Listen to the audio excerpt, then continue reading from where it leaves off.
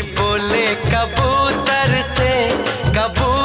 से मुझे देख ले छत के ऊपर से, मुझे देख ले छत के ऊपर से।